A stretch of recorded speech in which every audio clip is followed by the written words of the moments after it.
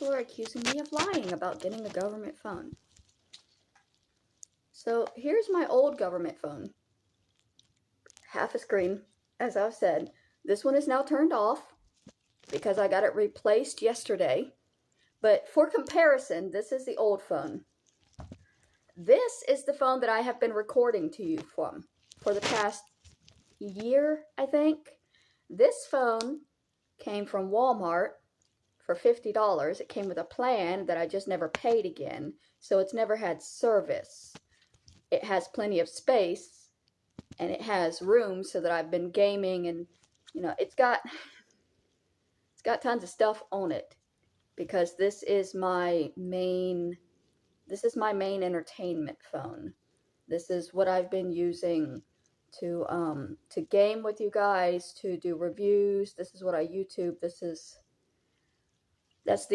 my list of Super Nintendo games. See, this is my emulator. This is the phone with the crack in the screen. See this crack right there across the lens? See, I can move this one everywhere, and there's no glare. No glare! Because I dropped this one last year up at Griffith Park, and it cracked it right directly across the lens. And ever since then, there's been that glare if I didn't get the lighting correct. Here's the box for the new phone. I don't know how much evidence I have to prove that this is actually a much different phone. It came with a book. Came with bubble wrap. Oh, it doesn't pop. Damn. How'd they make bubble wrap not pop? It came with unpoppable bubble wrap. Okay, so yes, this is a new phone. Yes, this is a government phone. Yes, this is a nice phone. I'm going to go ahead and say that. This phone, every other phone I've ever had, I have had to have an SD card in order to use the phone. These phones don't normally come with a whole lot of storage space. This one has 50 gigabytes of space. My SD card only has 50. So I don't even need an SD card for this phone yet. I might. I don't know how big this file is going to turn out. If the camera is good, it's going to make larger files, and it's going to be more difficult to not take up space. But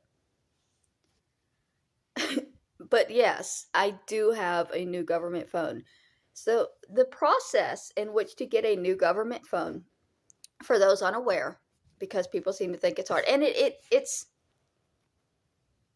trying, because there are scammers in the business that are trying to rip you off and trying to fuck with you. And so, sorry, I'm having trouble keeping my phone stationary.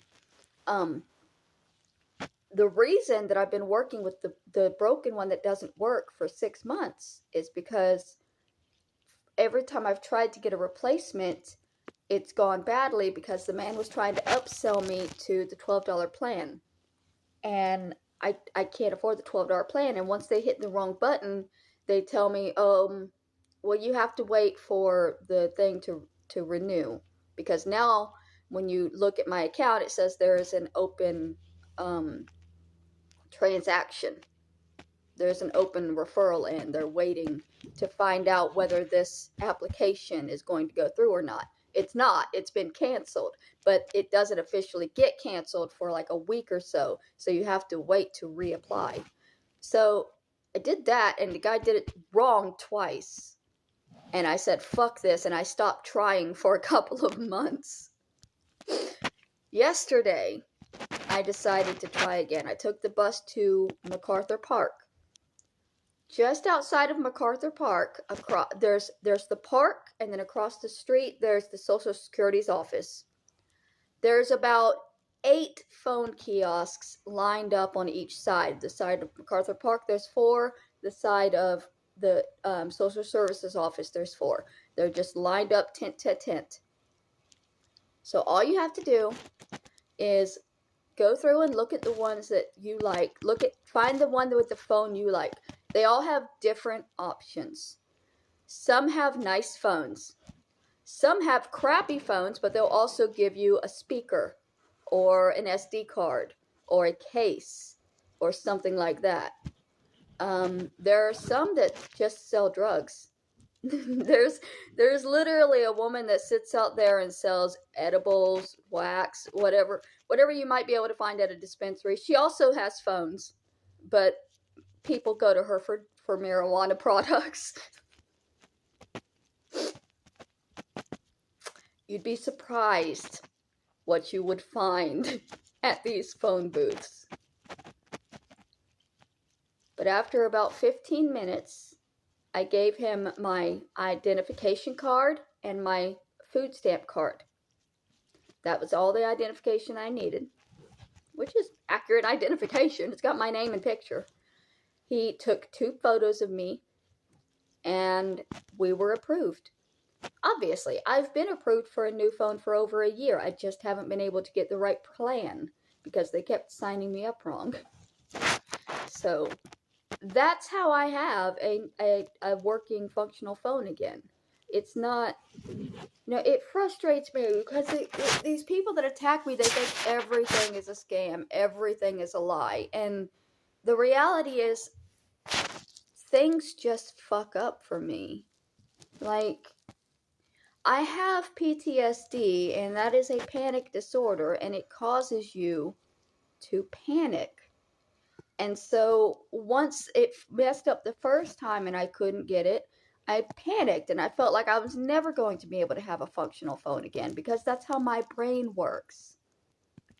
It doesn't help that there's constantly people attacking me and forcing that panic into my brain. But there's nothing I can do about that except to try to learn how to survive and try to get the facts out so that people can see for the truth and decide for themselves. It's a government phone. I don't know how else to prove that to people, because they're going to say that I paid money for it, that somebody sent me money and it cost hundreds of dollars, and that's a nicer phone than I have. It might be a nicer phone than you have. That does not mean it's not an Obama phone.